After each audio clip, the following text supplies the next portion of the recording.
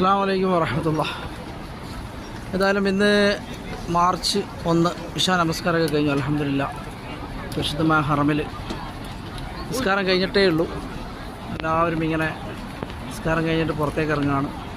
ഏതായാലും നമ്മുടെ വീഡിയോ കാണുന്ന എല്ലാ കുടുംബങ്ങൾക്കും ഇന്നത്തെ ഈ ഇശാ നമസ്കാരത്തോടനുബന്ധിച്ച് പരിശുദ്ധമായ ഹറമിൽ നിന്ന് അള്ളാഹുവിൻ്റെ ഈ മഹനീയ ഭവനത്തിൽ നിന്ന് ഒരുപാട് അനുഗ്രഹങ്ങൾ നിങ്ങൾക്ക് വേണ്ടിയിട്ട് കിട്ടട്ടെ എന്ന് പ്രത്യേകമായിട്ട് ഇവിടുന്ന് പ്രാർത്ഥിക്കുന്നുണ്ട് പടച്ചവനോട്.